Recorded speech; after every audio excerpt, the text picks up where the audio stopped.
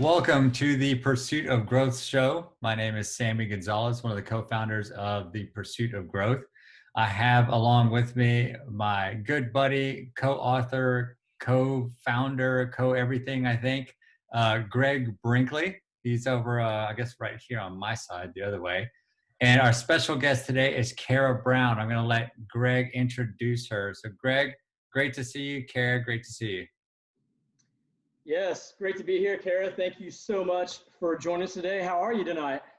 I'm good. How are you guys doing? Always good. So I have a introduction to give Kara, and I've got to preface this by saying this is pretty powerful. So listen to this. And I'm actually going to read this because there's no way that I can memorize this and then just say it back to you.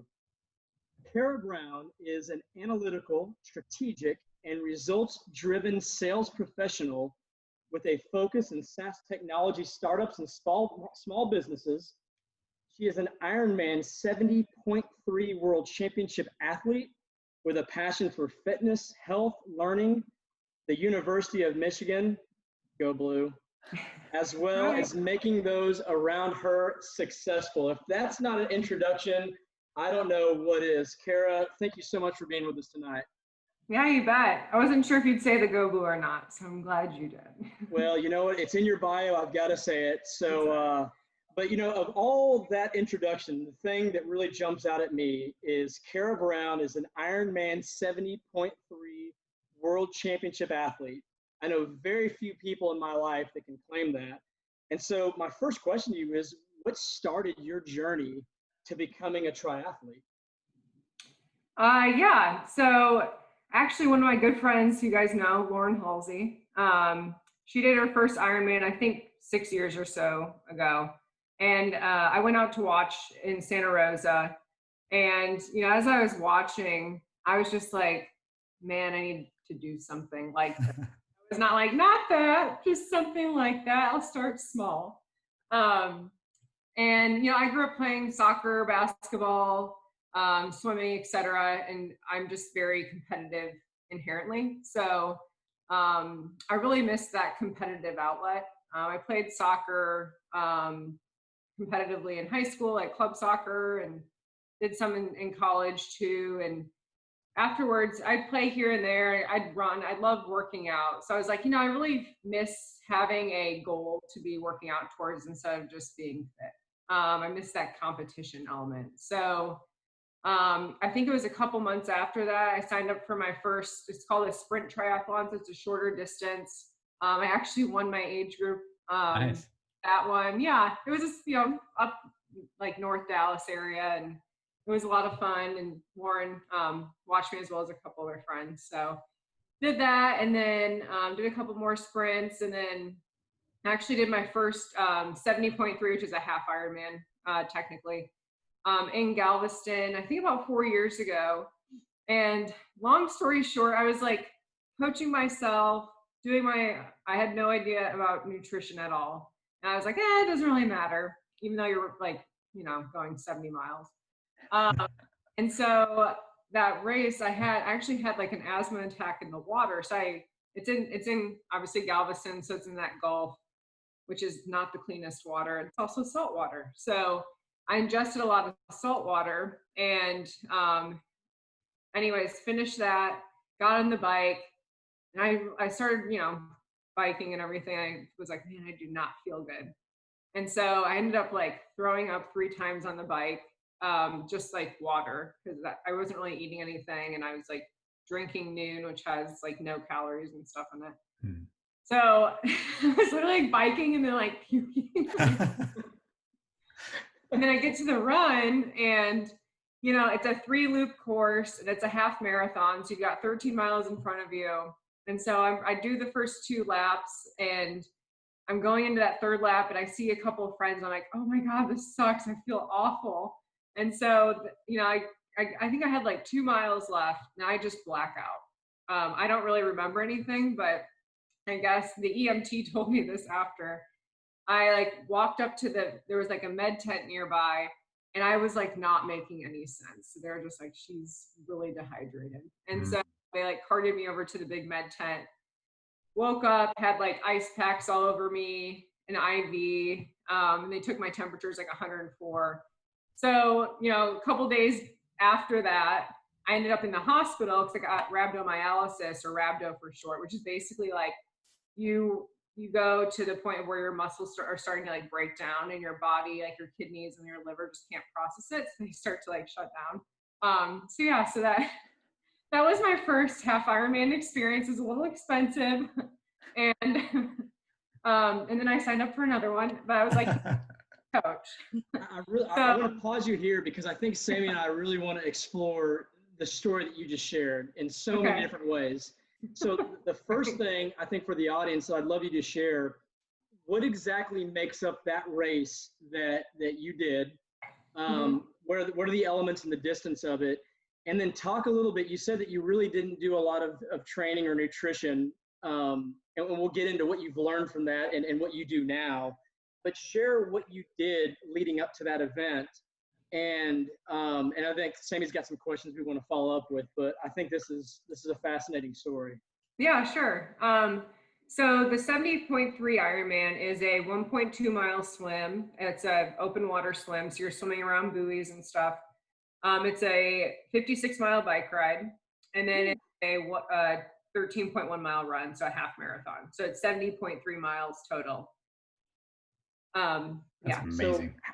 So walk us through, again, this is the first one you've ever done, and you've already alluded to that you didn't really put in probably the appropriate type of training plan to go into it, but what did you do? Because I think for the average person listening to this that may even be fit and in shape and working out, that is a big accomplishment to go after something like that. So talk to us about how you prepared for this race.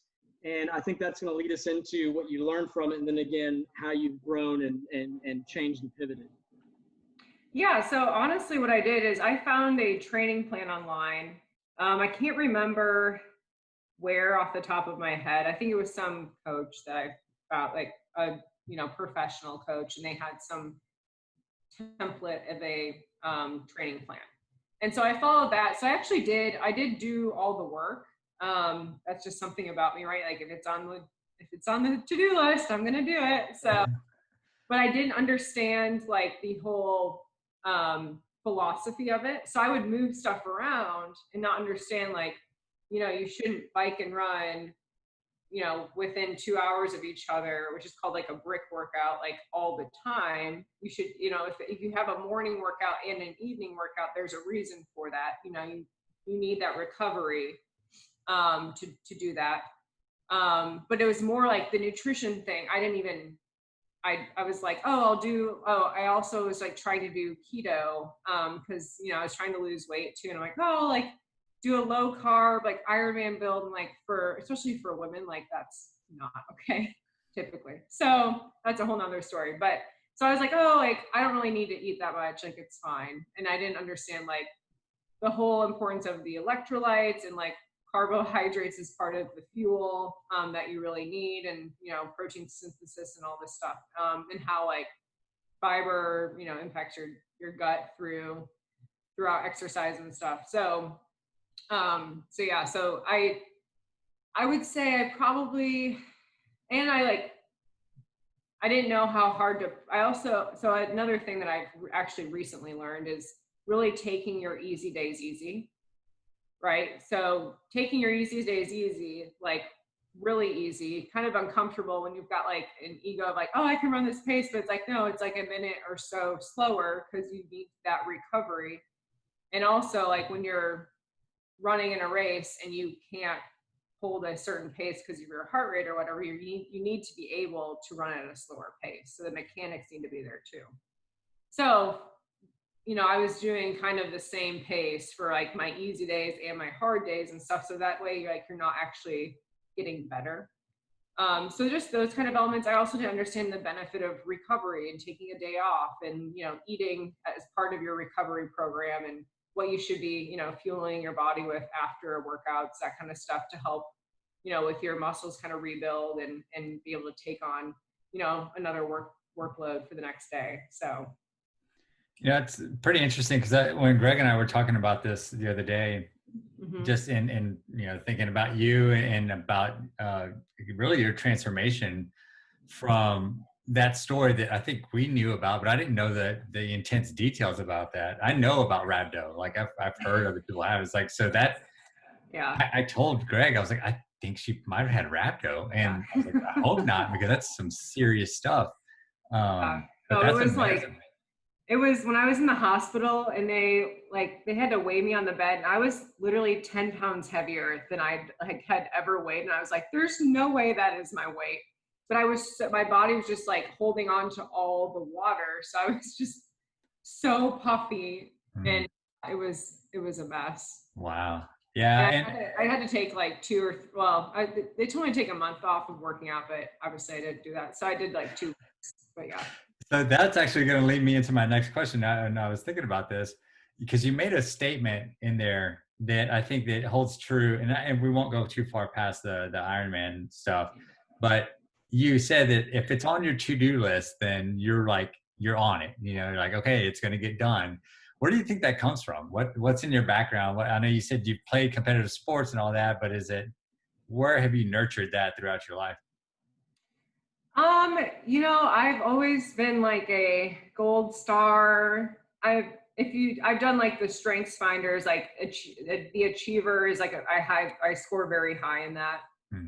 I love like achieving, right? So for me, if I can check off boxes, like that's makes me feel accomplished. So like, I mean, if you look at my planner and my calendars and stuff, I have my whole day kind of like mapped out and like my meetings, my workouts, what nutrition I'm gonna be hitting that day. And I, check everything off, just to like keep me in line and in focus too. So I think part of it's my personality. I'm pretty type A. I think I was also very much a perfectionist. I'm not as much, I try to not be now just because of me, it's just not life-giving. But part of that is like, all right, I'm like always internally scoring myself, right? So for me, if I have all these to-dos and I get them done, like I had a great day. Hmm. Not necessarily that's not like how I try to not only focus on that now, but that's how I used to be. But overall, in terms of just to-do lists and like that's also just I have a lot going on, so that way I'm making sure that I'm not dropping balls anywhere. I mean, people at work are like, "Your notes are insane," and like they're just. I'm like, I have to keep track of everything, otherwise I won't remember everything. So that's just Yeah. a how I can be successful. That's just a system that I have to do in order to perform at my highest level. I've been like that too because I take extensive notes, and Mm-hmm. I even have like shorthand little like arrows that mean certain things, and like I've Yeah. developed this whole like crazy system of like my notes to where if you pick it up, and I write in cursive, so that's one bad Oh, thing. nice. And the reason You're the why, one. yeah, I am the one. But one of the things about it is I learned, well, one, we learned how to write cursive in school, but I learned I could write faster in cursive Yeah, it's than I true. can in print. So I'm moving and I can go. But if anyone ever picks up my notes, they're like, I don't know what you're Like, is talking this about. English? Yeah. You're right, yeah. But I think that you hit on something there too, and something that Greg and I talk a lot about in the book that we put together. It's an action manual. It's an opportunity for someone they can pick up the book and pick up the system and then say like, okay, at least I have a framework to understand how to, number one, achieve goals, set goals, set your desires and that kind of stuff too. Mhm. But I think that's a really key point that you put down, like finding your system. You've found your system. You have to write it down. You've got to have that, or else you might drop a ball and you want to be a high achiever as well. So I think it's just key that, again, like so many people have so many different systems and so many ways of just accomplishing tasks that I think sometimes it's just literally as easy as just taking a pen and writing it down.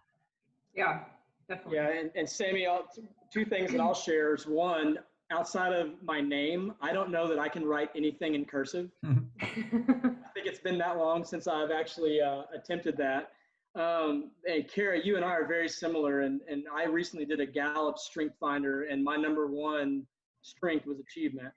And so a lot of things that you just shared is identical to the way that I go about things. And And in terms of my list, I'll even write down just the tasks that I have to do for the day, the big goals that I have to do for the day, and the things I want to do for fun. They become part of my list. And then I just get this like dopamine hit when I check off every one of those little things. And then it helps me at the end of my day to sit back and reflect on what I did and feel gratitude for it. And it just kind of gives me this like this energy and this excitement about my day, which has been really cool. But kind of going back a little bit into the story you were sharing. So you've had this setback. So you did not finish your first competition, your first 70.3 race. You're in the hospital. You already alluded to, you took 2 weeks off and you started training again. Walk us through your mindset of you've had a major life scare. How do you go from that moment to, okay, I'm going to take this on again, but what sparked you to do it differently and how did you do it differently moving forward? Yeah, good questions. So, and part of why I got rhabdo is I'm very determined and probably a little stubborn. So I was like, I am finishing, right? And this didn't happen, and then I got rhabdo. So. And I guess it might help. Well, could you explain what rhabdo actually is? I know we danced around a little bit, but can you kind of give the general overview of what that is? Yeah, so in layman's terms, my best ability of understanding, it typically happens with endurance athletes or CrossFit athletes. And what it is basically you're working so hard that your muscles start to break down very quickly and rapidly. And also you get into a state of dehydration. So your body can't process basically all the toxins that you're creating through that breakdown process. And so then your kidneys go into overload. And so the way that you know is I think it's called your CK levels or something, but you do a blood test. And that was kind of funny. I went to the 24-hour clinic and they're like, your levels are so high that our labs cannot read them. And I was like, oh, great. Wow. Can I stay here? Like, no, you have to go to the hospital. I'm like, okay, awesome. Get the ambulance, cool. So that's to the best of my ability. Like I'm totally butchering it, but basically that's what it is. Right.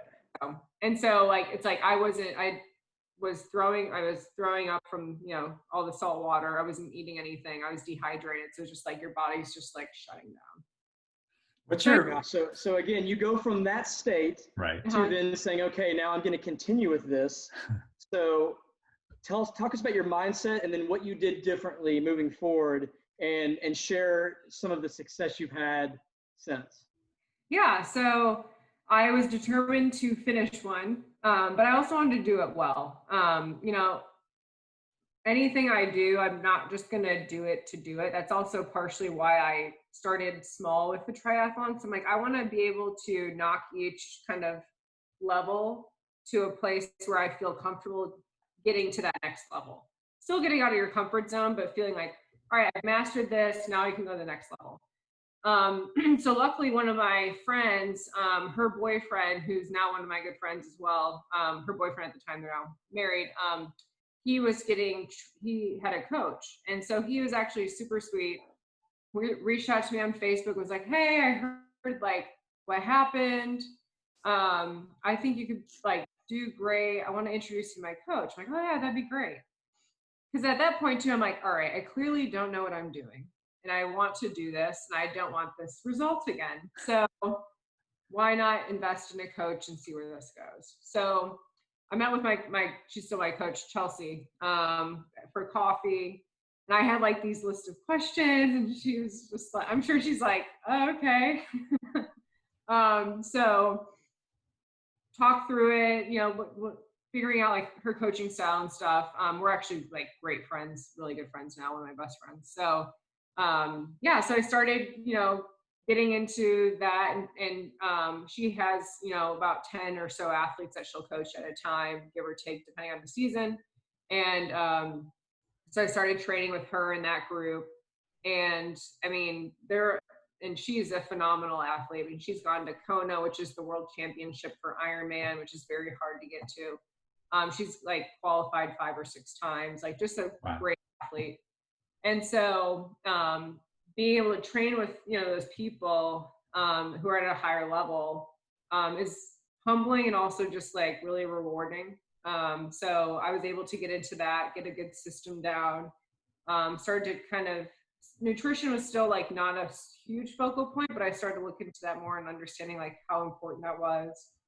And then, yeah, and then, you know, I think I had her for like 6 months and did a half Ironman in Austin, and that went well, finished, didn't have any issues really. So yeah, so now I've been doing it for, I think this is 3.5 years. Yeah.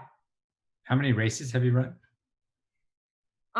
For 70.3s, I think I've done, so what's actually cool too, so I did Galveston, that first year, got rhabdo, did it the next year, it was fine. The following year, that's actually where I qualified for Nice. So it's kind of cool to be like 2 years later after getting rhabdo, I qualified for Worlds at that race. So, Nice. and that race was crazy because a storm blew in. So luckily I had finished the run, and like literally 2 minutes later, this like massive storm blew in and they had to cancel the race after. So that was a whole thing. But yeah. Share a little bit about you kind of just jumped over. Yeah, so 2 years later I finished it and then qualified for Worlds, and no big deal. Like, let's go back. Hold on. So what was the feeling like when you go back to Galveston, the place where you literally had this pretty traumatic episode? What did it feel like to finish? And then talk to us about what does it mean to qualify for Worlds?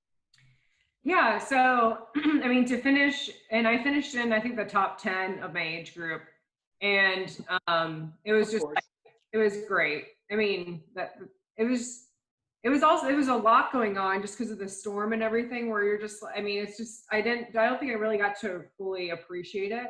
But it was, you just like across the line, it's gratitude, right? You're like, wow, like I put in all this work. You know, there's always things where you're like, oh, I could have done this better, you know, whatever. But that's kind of the beauty of the sport too. And I think of being an athlete, right? You always have opportunities for improvement. So just kind of taking it in, and honestly, so typically with a race, you know, the day of, if you qualify or not, the way it works is based on how many athletes are in your age group, and your gender age group, you have a certain amount of what they call slots. And so the slots are determined on, you know, they look at the entire race based on, you know, age groups that have higher amounts of participants, they have more slots, you know, it's broken down like that. And so I think we had like 3 slots for my age group. And because the race got canceled, so with the storm, we didn't have like the award ceremony after. So it actually took 2 weeks for me to find out that I had qualified, which I'm like on pins and needles, because the way they had to do it is basically it's called roll down. So if first, second, third, if they don't want their slots, they say no, it gets passed on to the next people. So it took them a while to figure out the system, and then everyone had like 24 hours to decide. So it's just like very arduous process. And so, yeah, it was a lot. And then once I got it, I was just so excited, because that was just a goal that I had set out for myself the year before. And it was so awesome. And one of my good friends, who I train with, she also qualified. So getting to go over there with her, and my parents ended up going, it was just such an awesome experience, especially now, you know, with 2020 being what it is. It's like, I'm so glad I took that opportunity to go and do something like that. And yeah, so. I think I've talked to, you mentioned our mutual friend, Lauren. Yeah. She said that is there a difference in the styles that y'all run, or a different type of race that you run? Or is it, maybe I misheard her when we talked about that one point in time, or all the Ironman's the same? So that's the half Ironman. Lauren's also done full Ironmans, which I was supposed to do Santa Rosa, the full this year. And that got pushed to next year because of COVID, and also with all the fires, there's no way that would have happened anyways.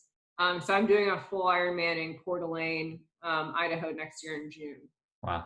So that's different, but she also races the 70.3s, and so that's the same for those kind of races. Yeah. Cool. Yeah. You've touched on this a lot, and about health and wellness and fitness and then also you've been touching on diet too, and that's something that I'm really big on is health and wellness and diet as well. So Mhm. I want to kind of transition into that phase of things. And Greg and I and you were talking a little bit before we started recording about the fact that you've kind of started this more side business about helping other people with their diet. So tell us a little bit about that. Yeah, so actually, when I got back from Nice, I started doing a marathon build, and I had this challenge where I just couldn't lose weight, and like I eat very clean and like super healthy, and I couldn't figure it out. So luckily, Chelsea, my coach, referred me to a nutritionist who she had worked with down in Austin, Kim Eagle, who she's awesome.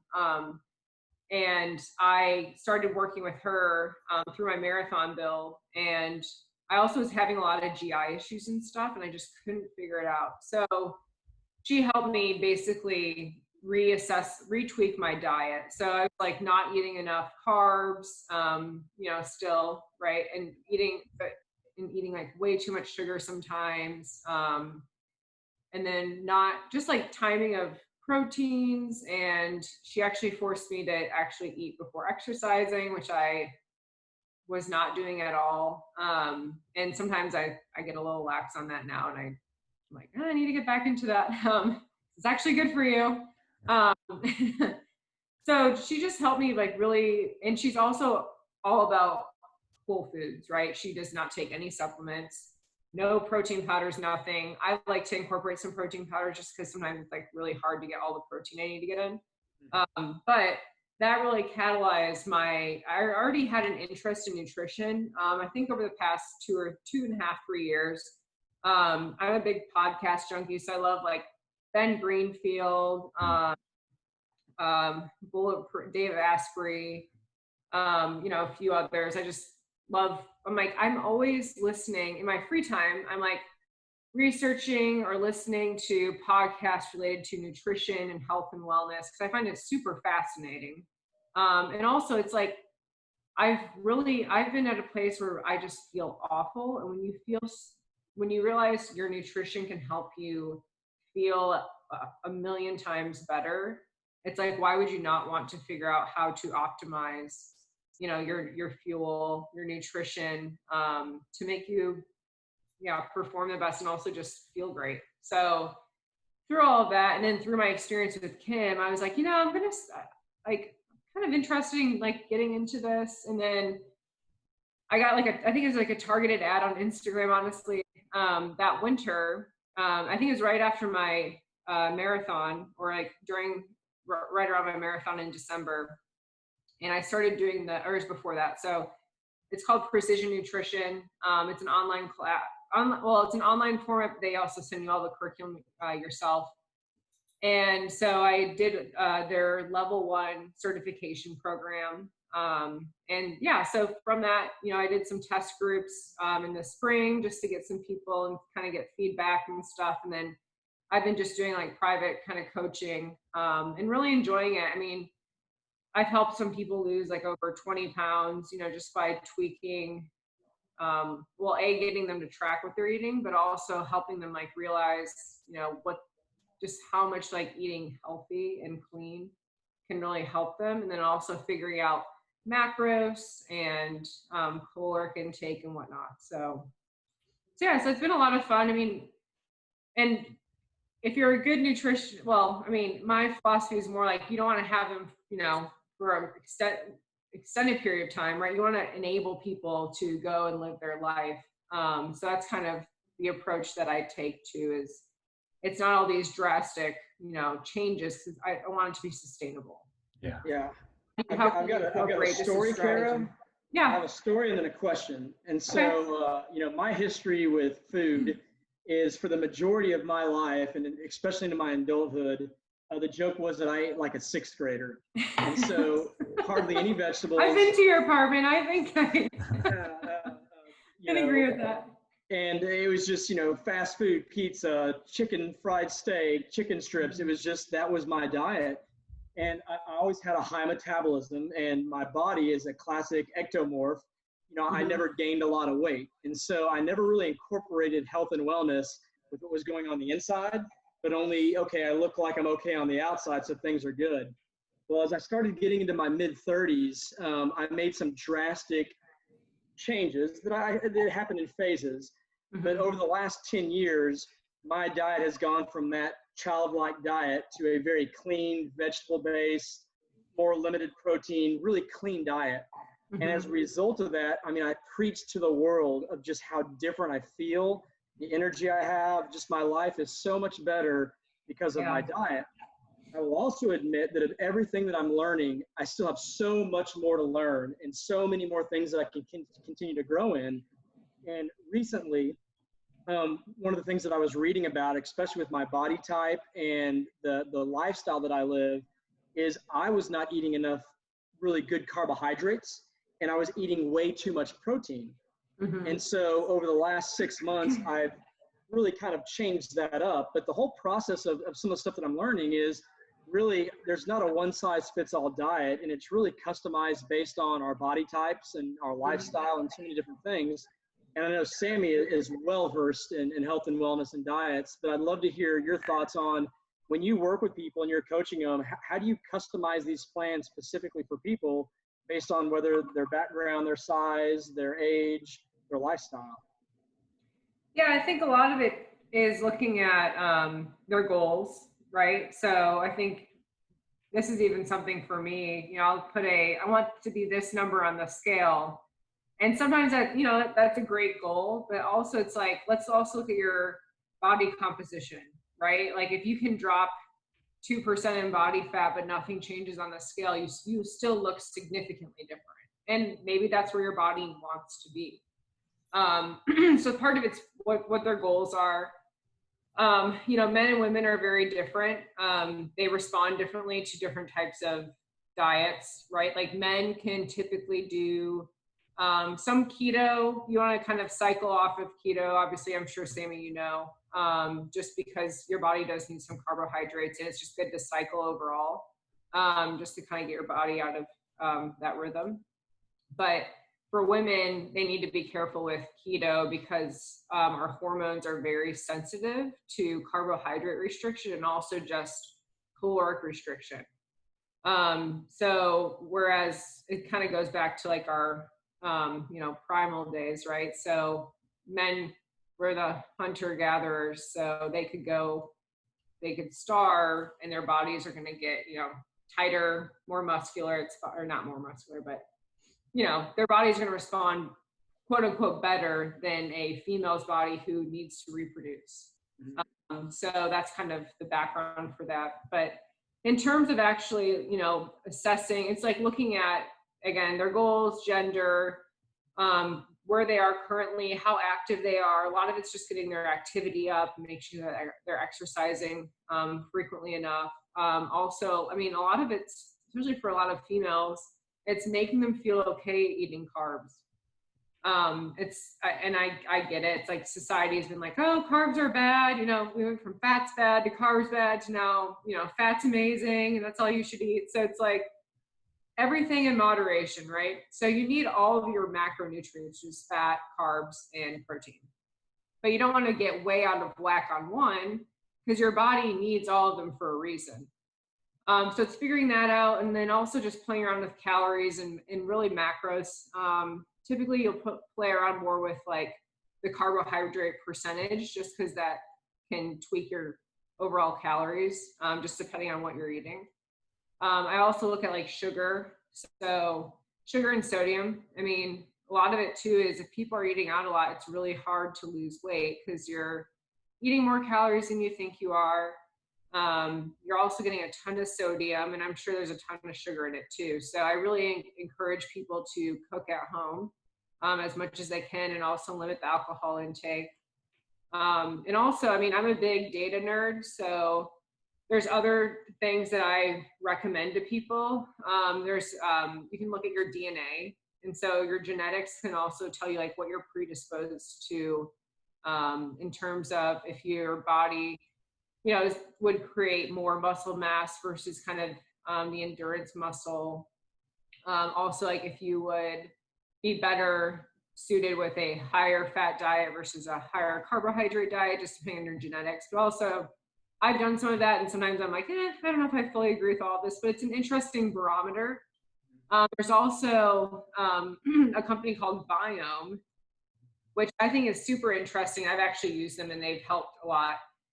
That's testing your microbiome. So your poo, right?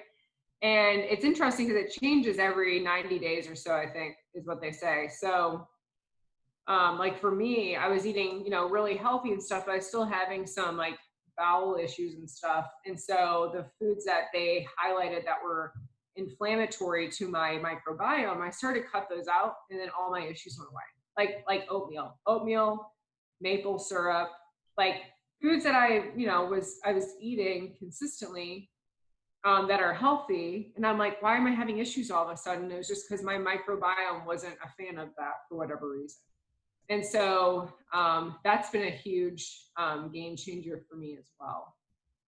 And so it's like the field of nutrition just keeps changing. And to me, it's kind of shocking to me that they don't focus on it so much in in your medicine degree, because you look at all these diseases and a lot of it can be cured with health or with diet, nutrition. Right? Yeah. It's funny you mentioned that because we're aligned on a lot of things, and like I'm a data nerd as well. But I also listen to a podcast junkie too. So Yeah. Dr. Peter Attia, Dave Asprey, Ben Greenfield's great. Did you buy his book? He's got like that gigantic. Oh yeah, my sister got it for me for my birthday, and Cool. so I'll thumb through. It's like an encyclopedia. Yeah, it's huge. Yeah, I haven't bought it yet. Yeah, it's awesome. So I'll every night, or not every night, but every now and then I'll just like, all right, I'll read this section because it's also somewhat overwhelming. But it's like, all right, if I want to know more about this, I'll just like read this. So.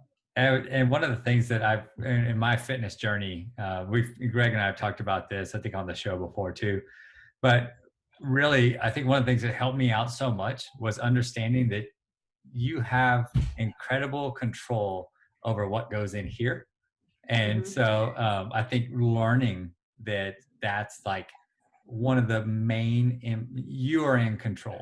And it took me a long time to understand that and to realize that I can make subtle changes throughout the course of my day or my week or whatever it is, then make a big impact over time. But I think you're right. You hit the nail on the head on tracking stuff. And then everyone's got their own flavor. Like I've been keto low carb for 7 years almost. And I've lived that lifestyle and, pretty active and pretty fit guy, but it's not for everyone either. It's like, so everyone's kind of got their own flavor, but I think you said it right. It's like understanding yourself. What are your goals and what are you looking to do? Don't just always look at the scale. It's really important to kind of really sit down and have that heart to heart with yourself, be it on a pen and paper, whatever it may be. So I like that you brought that up, because writing out those goals and determines what that next step and what that plan is, and then not feeling like you can't reach out for help. That's a big piece. So I'm glad you've taken that next level and like started helping other people along their fitness and their lifestyle journey too, because you're right, it's so important. Yeah, it's been great. And part of it too is making sure you have a healthy relationship with food. That's a lot of it, is kind of the psychology behind it too.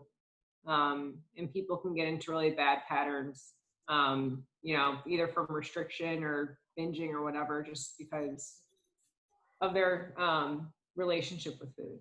So yeah, it's amazing. I wrote a blog post recently about the gut microbiome, and it was really more of an opportunity for me to just learn about it and then just to share what I learned. So I'm definitely not an expert, but some takeaways that I got from it was basically your gut and your brain are linked. Yeah. And your mood, your anxiety, your depression, your feelings, so much of your attitude is linked to what you put in your stomach. And so if that right there doesn't inspire you to really want to strive to what Sammy said, be careful what you put in here, because it's going to affect everything. And then when you look at your immune system, the number one in your entire body, the biggest part of your immune system is in your gut. And I did not know that. And again, you look at what's going on in the world today with COVID-19, with just so many of the sicknesses and diseases, and you look at our country in America and why we're having such a hard time with it, a lot of it can be attributed to the fact that as a whole, our society is a very unhealthy society in terms of our nutrition. Yeah. And I think one of those challenges, and this kind of leads me into my question, we live in a society that, kind of going back to what I shared about how I lived my life, is we're all about fast food and convenience and eating to fulfill our comforts and our desires. So things high in sugar, high in sodium, colas at every meal, candy, as treats all the time, ice cream anytime we want it. So my question is, we're living in a world where all these challenging aspects in terms of our nutrition just surround us. What are the habits that you teach the people you work with to help them to be able to cook at home, to be able to stay committed to a healthy diet, and to make sure what they're eating is the right thing for them? Yeah, that's a good question. A lot of it, it depends on the person, but a lot of what I found to be successful is like bulk cooking on Sundays, right? So kind of meal prepping, and you can only have food around for so long, but a lot of that's like just vegetables. So it's super easy to just cut up carrots, broccoli, whatever, put it in the oven for 30 minutes at 400, and you've got a bunch of vegetables for the week. So a lot of it's like just kind of prepping those healthier foods. If you create or like cook hard-boiled eggs for like snacks or quick meals. I'll also send them different recipes. So there's a lot of good resources for breakfast on the go. You can make these like quiche cups or breakfast burritos, whatever you've got. I'm a huge fan of Greek yogurt. So being able to like just put yogurt and fruit and some nuts in there and go. That's a lot of it. I think a lot of it too is people get so busy during the day and then they just eat way too much at dinner, right? So you're just like, you're kind of starving to eat at home. You're like, I'm eating everything. So it's also making them just get on a better schedule of, all right, you had breakfast, have a little snack before lunch if you need to. If not, like make sure you have some almonds or just kind of, I try to also make sure they have like a carb, a fat, and a protein at each meal, and sometimes the snacks are as a fruit fly. But at least protein with every meal, right? So that way they're satiated. So in terms of like those kind of hacks, that's big. I know for me too, like not to promote one store over the other, but Costco honestly has great organic produce and organic foods. So it's super easy for, I know like me and a lot of my friends too, go shop there quick.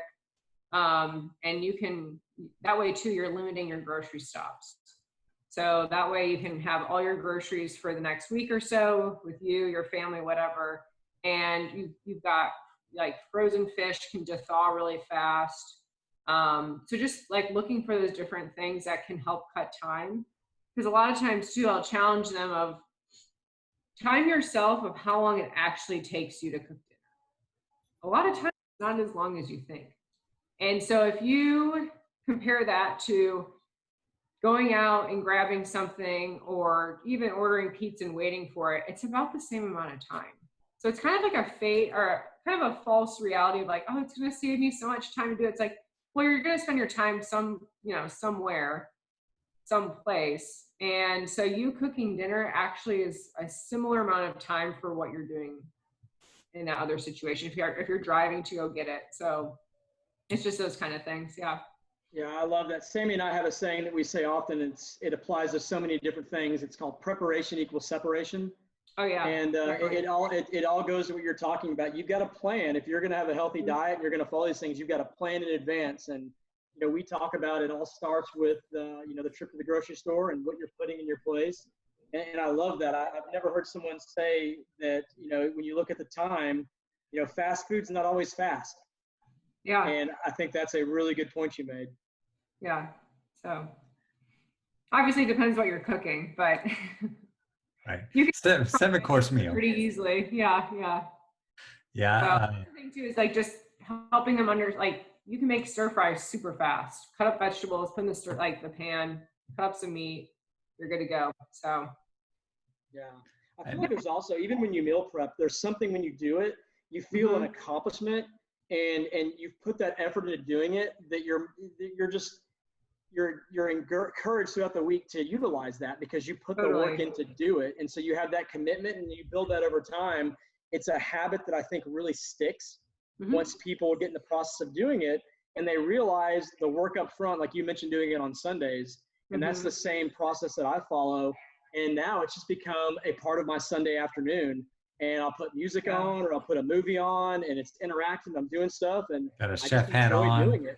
right? Yeah, absolutely, right? Little apron. Yeah. Says kiss me, I'm the cook or whatever it is. Yeah. But the thing too is like I grew up, my mom cooked basically every meal. So that's kind of how I grew up. I think that's a little bit too, because if you grew up with a family who always ate out, like that's kind of what you know. So it's kind of restructuring your habits too. But luckily, like my mom, I don't know how she did it because there was 4 of us. But she cooked, almost every meal or had something prepared. So yeah, I think even now with people that are so busy and so on the go, that temptation is always there. And I mean, I'm a dad, I've got 2 young girls. And so even now with everything kind of locked down the way it is because of COVID, but even before that, just running from one thing to the next and like trying to give them healthy options, it's almost impossible. Like when you're on the go. So you have to really be prepared. You have to really think about it. And so luckily my kids are like they love all kinds of vegetables and all that kind of stuff. that's too. great. And so they've got healthy eating habits, probably just because we don't keep a lot of junk around the house. But That's that's the so key, much of right? it too. Yeah. Accessibility. Yeah, I'm like, so, I don't buy junk because if I want it, then I have to go out and get it. yeah. Well, and Kara, that kind of brings me to a little transition, but I can imagine people listening to this and being like, well, wow, this Kara is running 70.3-mile Ironman races. She's, on top of her health and wellness and her nutrition, and she's got time to do all these things. But I've got a career, and how can I balance that with a career and still be able to accomplish these goals? And so that leads me to my next question. I'd love for you to just share a little bit more about your career and how you balance all these things that you do and being very successful in the work that you do day in and day out. Yeah. So I'm the director of sales strategy at Armor Cloud Security. So kind of a hybrid role of I'm working with all of our sales teams, trying to understand, from a strategy perspective, how can we optimize what we're doing with each of the groups and where do we have opportunities for improvement? Also, are there other channels that we should be looking at to help drive more revenue? Also work cross-functionally with our product marketing teams, finance, product, et cetera, legal. So kind of like a little, just kind of, I wear a lot of hats, which is that's the kind of role that I enjoy. Because if I did one thing, I would not have fun. And that, there's a lot on my plate at work alone. And then you tack on working out and eating well and seeing friends and hanging out with a boyfriend and everything. It's like it's a lot, but I think like what you said, it's all about preparation. For me, Sundays are a big day of preparation for me, and I love it. If I don't do that on Sundays, I feel so behind all week. I just feel like I don't know what I should be doing. And so Sundays, I'll usually have like a long bike ride or a run, and then I'll get home, clean, grocery shop, etc., and then meal prep, but also just like look at the week ahead, kind of catch up on emails or just look at my notes from the past week, and then look at my week ahead. And basically, I've got like a journal thing, kind of weekly calendar, where I write down all my important meetings, what I need to have prepped for each of those meetings, workouts, what I want my macros to look like on that day based on my workouts, other things that might be popping up in my schedule if it's social or whatever. And so that way I really understand, like, here's my calendar, here's what my days look like, here's what I need to do to be successful. I do have the luxury of, I don't have any kids or anything. So that's a whole nother ball game, right? I mean, Sammy, I'm sure you see that challenge. And I don't know the answer to that, but I mean, you've got a good partner where you guys can kind of probably figure out the handoffs there. But to me, it's all about preparation. I'm super organized. So that's a lot of it too. And honestly, I'm passionate about everything that I've been doing. And I'm very grateful that I am, because I've been in a place where I didn't love my job, and it's really hard to go and give it your all when you're like, this is really boring and I'm not challenged and I don't know, it's hard to find that motivation. So I think part of it is I'm in a place in the 3 key areas of my life right now that I'm super motivated and very passionate about them. So that helps drive me and drive my energy. I think I have like higher energy than a lot of people just in general.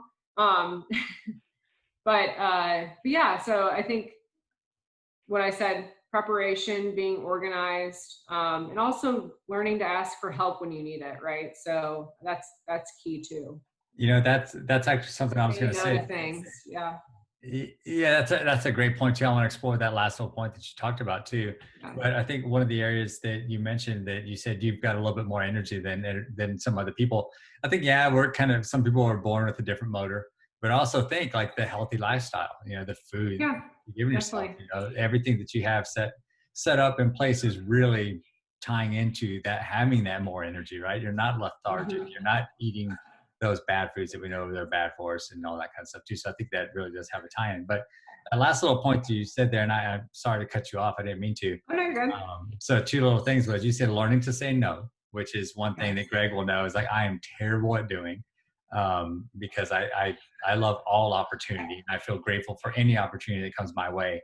But so 1, I want to learn a little bit more about how you have learned to say no. But then 2, I want to learn about what are some of the things that you've done in your life to recognize maybe when your plan isn't going correctly, maybe when maybe you didn't get a chance to plan the entire week on a Sunday. What are some of the things that you do to kind of get yourself back in stride, or to get out of whatever supposed funk you might be in order to right the ship? Yeah. So in terms of saying no, and it kind of dovetails with the second question, but I used to be very much a people pleaser and said yes to everything, right? So it was part of it was me wanting to be involved in everything, and also me wanting to like pleasing everyone. And I just got to a point where like I was so burned out, where I'm like, I'm not enjoying anything. Like I'm showing up to this meeting that I'm volunteering for, and I'm not in a good mood. Like this is not, I need to stop. And so part of it is figuring out what are your overall goals, what's your identity, where do you want to be, and if it fits and if it helps you push you towards your goals and who you want to be, then yeah, let's assess that. If it doesn't, then no, because no matter what, if you say yes to something, that's you also saying no to something else in the future, right? And so there's always those trade-offs, but for me it's really being very diligent in really assessing, okay, do I actually have time to do this and do it well? And if not, that's okay. I can say yes to it maybe later down the road. But if I think these are my 3 things that I want to focus on for the next year or 2, then that's what I'm focusing on. And if it doesn't fit into that, then it's a no right now. So that's kind of how I've navigated that. It took me a while to get there. Yeah, it's a great philosophy to have too. And especially like the fact that you said that maybe it's not right now, and that's really where I've found the ability to really have the confidence and the ability to say no, especially to good friends or good people. It's like, you know what, maybe not at this moment, but let's revisit 3 months, or even 3 weeks. I think people respect that. Yeah. So people get that. For yeah, sure. as a former serial people pleaser, and I think something that we all struggle with throughout our lives, I think an important lesson for me was understanding that when I tell somebody no, they don't spend the next 3 weeks feeling like their life is over because Greg Brinkley told them no. Yeah. And it's okay to say no, and people understand that. And it's really not that big of a deal. And especially if you've got a strong reason why. And that reason why is just, I'm focused on something right now that's just currently more important to me. Yeah. And if someone's going to be offended because of that, well, that's on them to be offended. And they can go and be Right. offended because you're making the right decision for you. And I think that realization came to me a little bit later in my adulthood, but it's been a wonderful thing to be able to adopt and fully embrace, for sure. Yeah.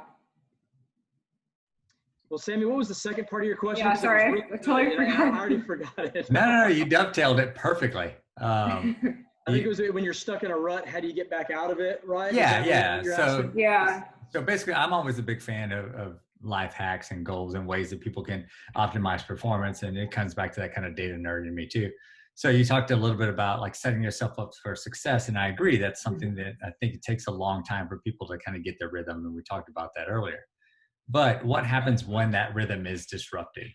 You know, what are some of the things that you found that were useful to you to kind of get you back on track? Yeah, I think for me, a lot of it, meditation has been a big factor for me over the past couple of months. I've really dedicated more time into meditating. I use an app called Waking Up by Sam Harris. Mm-hmm. And you can do 10 minutes or 20 minutes, and it's really easy. I actually like to do it before bed. It helps calm me. But I'll notice, like, if I'm getting to a place where I'm like, all right, I'm like, I haven't meditated in a couple days. I'm getting really agitated. I'm like, I need to take a minute and just chill. I think just through life and stuff, I'm pretty self-aware.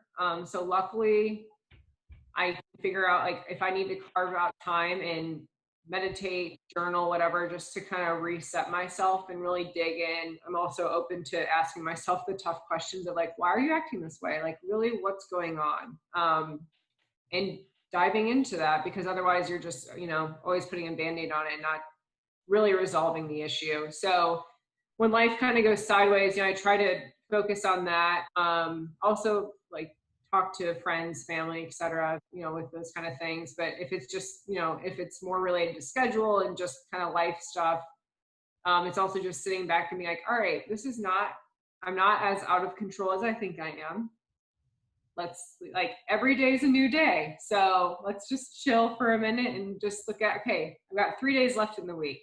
What do I need to do? All right, you're fine. Let's just break it down into little pieces and you'll be okay.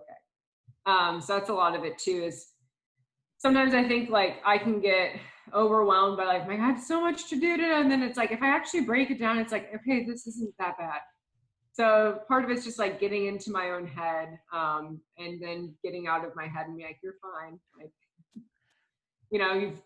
you've accomplished other, you've gotten through other weeks like this and you'll be okay. So that's a lot of it too, is like remembering, like, no one's going to die because of my work, like all that kind of stuff is just kind of resetting, like, expectations too, and really being real with yourself. Sometimes I have to have a come to Jesus moment with myself, and that's okay. Right. Speaking of that voice in your head, do you have certain things that when you get that trigger of whether it's anxiety or being overwhelmed or stressed, do you have certain responses that you've trained yourself to be able to kind of attack those thoughts? Do you have another voice that's full of affirmations or something that you repeatedly kind of remind yourself that helps you to kind of right the ship? What's funny is through triathlon training and really through my marathon training last year, I was also reading the David Goggins book. And I forget, like, something just clicked, because when I would run, I would get this, like, just that voice, right? And so, like, oh, I'm feeling awful, da-da. And there's just one day where I finally just shut it off. And so my friends always joke that I don't have a governor. And I'm like, it might be true, I don't know. But through that, I think, so part of the benefit of doing triathlon and, pushing yourself like that is, like, you are constantly exceeding your expectations of yourself and you're getting through that stuff. And so you're quieting that voice. And so I honestly do not, it is very rare for me to have any sort of voice like that. And I think a lot of it has just come through not listening to it and just shutting it off. I don't know how. Well, I mean, I just think it's just through repetition and just, I forget what the thing was with David Goggins' book. I mean, there's a lot there, but I was just able to really shut it off. Probably not to his level, but you know, he has like a philosophy of the cookie jar. And so every time you, you know, like let's say you're on a hard run and you don't stop, you've got 5 minutes left and you push through those 5 minutes, that's a cookie in the cookie jar. So the next time you're on that run and you're dying, you're like, no, I've done this before. And so it's kind of that stuff of like, I can do this, like, this is fine. I pretty much don't have that like, oh, you know, you're worthless, da, da, da, kind of voice in my head anymore. I did deal with that a lot. Probably more in like college and after college when I was not in a great place. But I think just through a lot of perseverance, that's helped a lot. Yeah, for people that haven't read his book, you know, I actually listened to it on podcast or ebook, whatever. Yeah, it's a fascinating listen because he also narrates. I listen to it too. Yeah. Oh, it's so good. He narrates, and then if you haven't, David Goggins, looking him up online, you'll one, be entertained, but two, yeah, he's someone that when I listen to that, this very same kind of mindset. Like I tell people, like sometimes when I'm really pushing myself hard, like I kind of zone in and black out. And it's like I'm just so I call it the deep water. So I take myself into the deep water. And it was a phrase that I think Stipe Miocic, UFC heavyweight champion, has said. He's like, I'm going to drag him into the deep water. And I've always loved that phrase. So I use that when I get to those certain hard parts too. It's like, all right, I'm going to take myself into the deep water. Let's go, and like buckle down and very in. So I think it's really cool that you were able to do that through finding someone that can be inspirational. And the cookie jar analogy is something that, it's funny, we use that on our mountain bike rides. So if so when we do a little trick or a little thing or a little jump or whatever, it's like, yeah, we just got another cookie in the cookie jar. So you just kind of keep going. Yeah, and I think there's so much to like when you really adopt a mindset, and Kara, you've done this through, I think, your training and just your life experience of you stop viewing challenges as like obstacles, but as opportunities to test your character or your grit or whatever it might be. And you don't view failure or mistakes as like the end all be all, I failed. You view them as the necessary tools that help you to get past that point of success that you want to keep going. And it's growth and activity. And it's just a different mindset. And I think different people come to that at different times. Some people never come to it at all. But when you do, it just completely opens up your life into so many different opportunities and just a different way of just living through joy day to day. And I just love hearing you share that. That's inspirational and very cool for you to talk about. Yeah, and I think it's translated into work too. It's like when I view life as a puzzle, and I have a saying, like, I always find a way to get to yes. And so to me, it's like, oh, like we don't do it this way. It's like, all right, so let's figure out a solution. Like there's really no, right? There's always going to be, like you said, barricades, but there's always a way to find a solution and just to get to the end. So yeah, but I think it's definitely positively translated into work as well. Cause I think you're just more creative minded too. Cause you're like, all right, this isn't working. How do we pivot? Where do we go? I think that helps a lot as well. Well, I think another thing that I wanted to touch on was actually the way that the three of us actually met. And so you have a heart for caring for others and giving back. And I guess this is probably going back maybe 6 or 7 years ago. I know. I mean, maybe it's that long, maybe it's longer. But Sammy and I worked for an organization called Vogel Alcove, which I still do, which serves homeless children and families here in Dallas. And we had started, this is probably going back again 6 or 7 years ago. It was 2013 when we started working on it. It was 7 years ago. Wow. And 2014 is when we formed it. We actually met with you through mutual friends and just random connections and interviewed you to join our board of directors for our young professionals group, which you were one of our rock star like most impactful members. And to this day, you are still involved with Vogel Alcove and still a supporter in a variety of ways. So what does it mean to you to give a part of your life into trying to help other people, whether it's through charitable engagement or just in general? What has love and service meant to you in your life? Yeah, I mean, I think my parents modeled it really well. We, as a family, would volunteer. We'd go to soup kitchens, etc. So they helped model what it looks like to be active in your community and giving back. And that's just always stuck with me.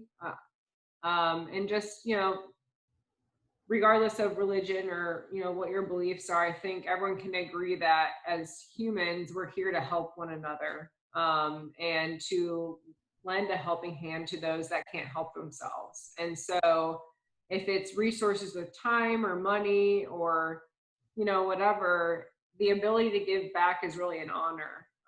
So it's something that I really enjoy doing. And Vogel, I mean, your guys' cause is just amazing. The children that you support and giving them an opportunity to life that they wouldn't have. And a lot of it's, their life is not from their actions, right? They were born into that. And so how can you help people who didn't necessarily choose, the life that they were initially given, help them succeed and make a global impact? I think that's an amazing opportunity. So yeah, so for me, I mean, that's really important to me. And I try to have that same philosophy just with how I interact with people in general, like at work and stuff. It's how can I help you? It's not, here's what I want to do. Here's my ego. Here's where I want to get to. While I am goal oriented, part of my goal, like I said in my bio, is to also help other people around me get to that next level too. Because that's what I think is important. So that's kind of my philosophy there. Yeah, it's one of those things. I mean, it's in lifting other people up. You one from a director, manager, whatever kind of perspective. I always tell people I'm a people first manager. Like I care more about the person because I know if I pour into them, they're going to pour into what they care about. And sometimes it's not the job. Sometimes they realize like, hey, you know what? Like this isn't what I want to be doing. This is I'm in the wrong seat or I'm on the wrong bus.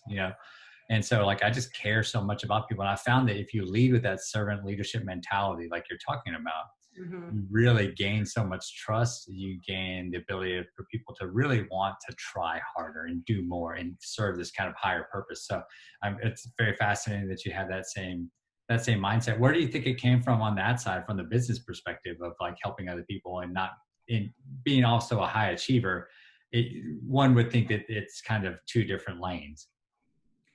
Yeah, it was time. Because I will say early on in my career, I was not good at that. I was very much focused on being an individual contributor, and also just being competitive. I didn't do a good job of, it was always like, how can I position myself to look good? I would help other people, but still I wanted to make sure that I looked better in the situation. And actually, it's funny, as I came to Armor, I was initially somewhat of an individual contributor, and then really got promoted pretty quickly and started managing a team. And I really realized like how much I enjoy that. I initially was like, oh, I don't want to manage people. Like it's such a pain. And now I'm like, oh, I really love it. I really realized like how much I love coaching people, and also making sure that they have what they need and having those conversations and being their support person. So it's honestly been over the past year or so where I've really kind of matured into that level. I would say I didn't do a good job of that initially in my career. And I don't know if there was I don't think there's a specific book or anything that, I'm a big reader and podcast person. So I think just through listening to of like, you look at all the great leaders and they're all, the people that are making an impact and that people say great things about them, because it's how they made them feel and how they supported their group. And so I think that's kind of what dawned on me. I was like, oh, I can actually have a really great impact and be really supportive of my team and not worry about how I look. I think it just took time for me to get there. There's a parable that we quote in our book where a farmer is being interviewed, and he's being interviewed because he wins year after year the best corn in the state. And the interviewer realizes that he actually goes and gives his corn seed to all of his neighbors. And they say, why are you giving away your corn seed when year after year you're winning the best in show? And he says, well, if you know anything about farming, the wind blows the seeds from field to field. So if I'm going to have the best corn, my neighbors need to have the best corn too. They need to have the best seeds as well, because it all cross-pollinates. And the whole story about that is the more you help other people, you're going to rise up with them. Yeah. And I just think that's such a powerful lesson. And Sammy and I talk about this. A lot of people mention that one of the most selfish things you can do is serve others, because oftentimes the reward and the feeling you get in return is such a level of like high that it's like you're being selfish in helping other people because of the return you get. And so that mindset, whether it's in personal life or in business, is just the absolute right way to go. And so I love to hear you talk about that. And I think that was a great question, Sammy, because a lot of people, I think, don't realize you can be a high achiever and still be focused on making sure that the people around you are your top priority. Very, very cool. Yeah, and I think too, it's like, at the end of the day, we're all a team and we all have one goal, which is to make the company successful and everything. So it's like, just get on the bandwagon and everyone be cool and let's all work together. That phrase right there, everyone be cool. Like if we just all do that, I think we're going to be getting somewhere very fast. Well, I'll tell you what was cool was everything that you've talked about since we've started, Kara. This has been, it's been inspiring to me, and you've already created several new goals in my mind that I'm like, all right, it's time for me to write down and set forth and go accomplish. But as we start to kind of wrap up our time today, we have some questions that we want to ask you that really kind of go along with the conversation that we've been having. And the first one, you've touched on a little bit, but we're going to ask it again and maybe have you share a specific or two. Okay. But during your life, can you share what has been one of your favorite actions, methods, or lessons that you've learned overall in terms of self-growth and development?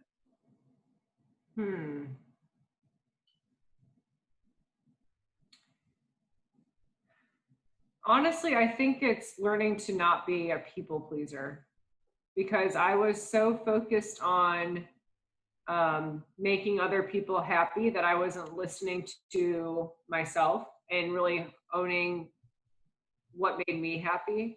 And so once I let that go and really tried to understand like what makes me happy, that's where I've just seen tremendous growth with IRONMAN, with nutrition, with my work, and not worrying about what other people think.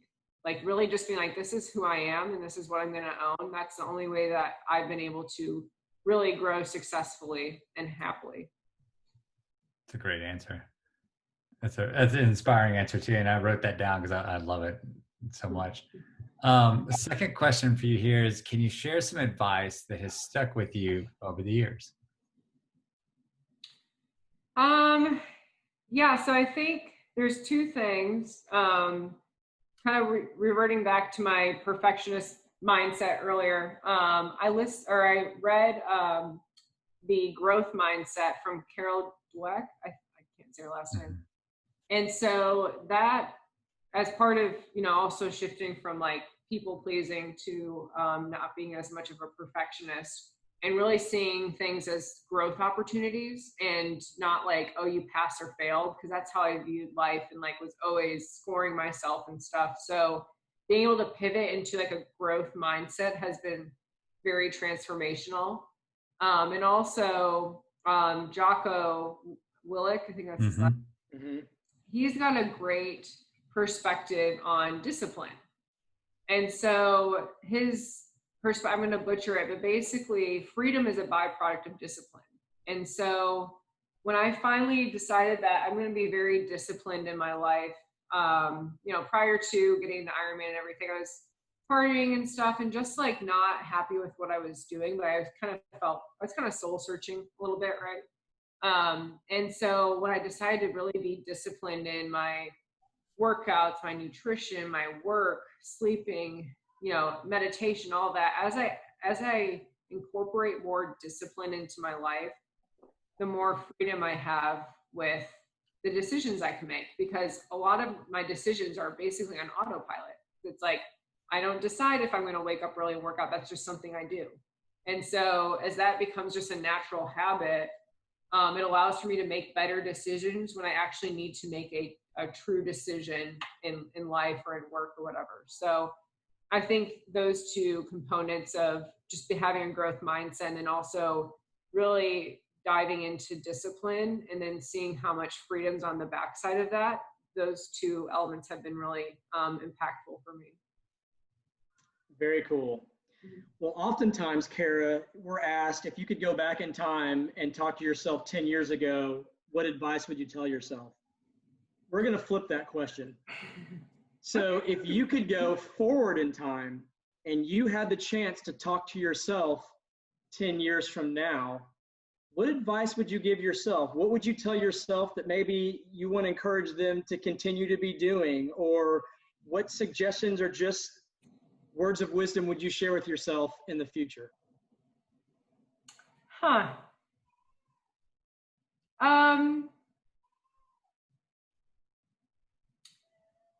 So let's say, well, I don't know where I'll be, but maybe I have a family and kids at that point, probably. Probably just to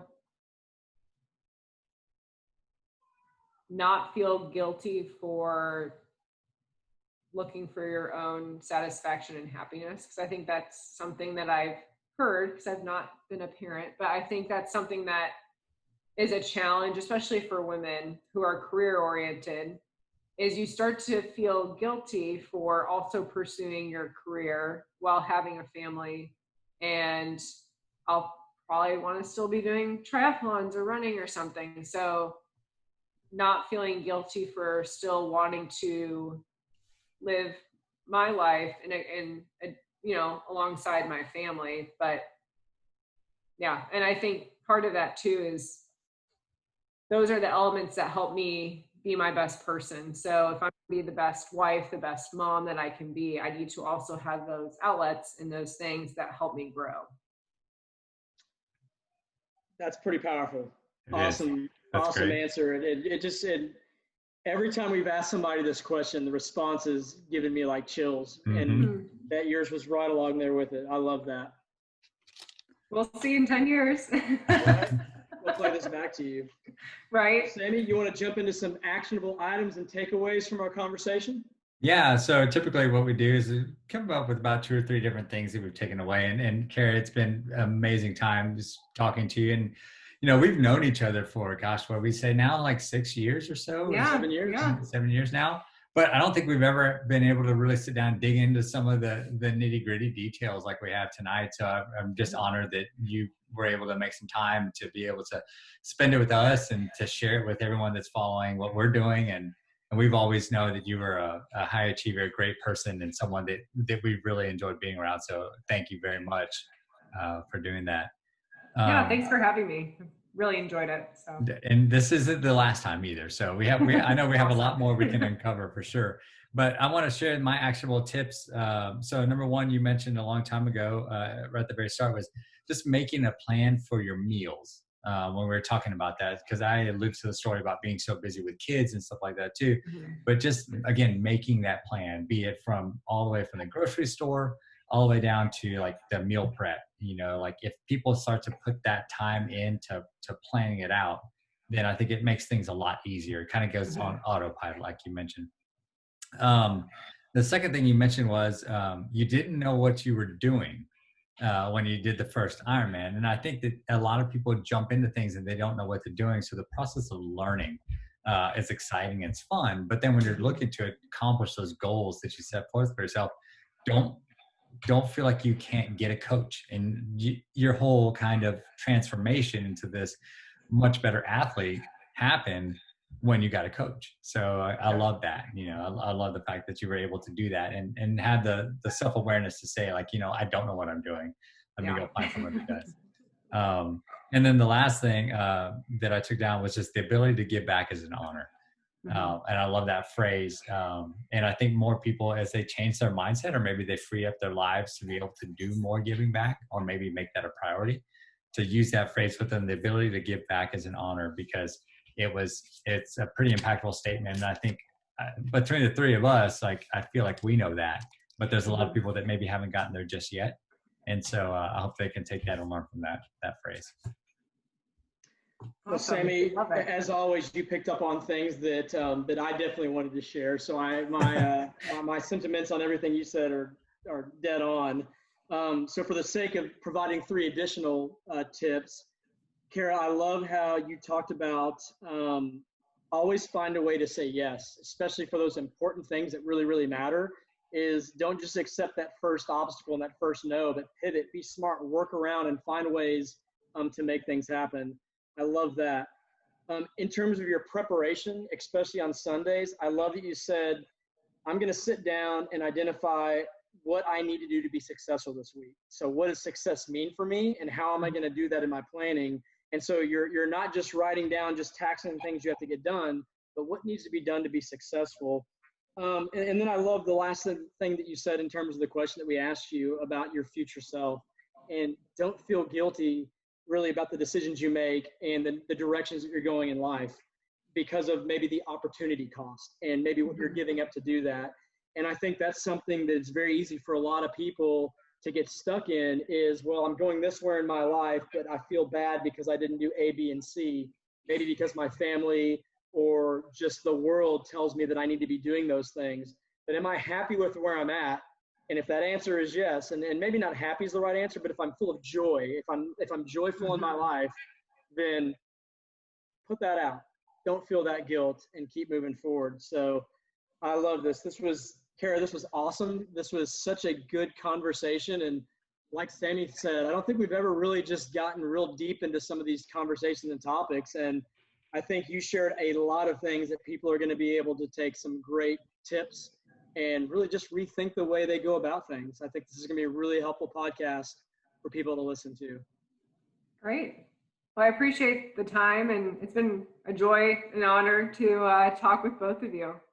I look forward to the next one. Yeah. Like Sammy said, we'll do it again, and we'll do it again soon and have you back on. And maybe next time you can give me a nutrition plan. And here we go. I'll actually do that live on the show, and you can hold me accountable to it. There we go. So on that note, promotional items, we always want our guests to be able to take this time and just say whatever they want to. So do you have anything that you want the audience to know, or like where people can find you online for your nutrition coaching? Do you have something you want to promote? It's your stage to do the shameless self-promotion. Yeah, I don't have like a website right now, but they can find me on Instagram. I'm at the Kara Brown. And my program's called Body by KB. Otherwise they can I think comment on YouTube or something, and I can reach out to them with email and do that way. So, but yeah, I appreciate it. Awesome. Very good. And I guess then, Sammy, we should shamelessly plug our stuff. So definitely go to www.livetpg.com, where you can purchase the book, The Pursuit of Growth, that we've referenced several times during this show. And on that website, you can also follow us on all of our social media: Facebook, Twitter, LinkedIn, Instagram, and YouTube. That's right. I think you hit all the highs, Greg. Great. So with that, we're going to wrap up tonight. Kara, again, thank you so much. So much fun. And we look forward to seeing you again very soon. Yeah. Thank you, guys. All right. With that, we're out of here. Peace. Have a good night. Bye. Bye.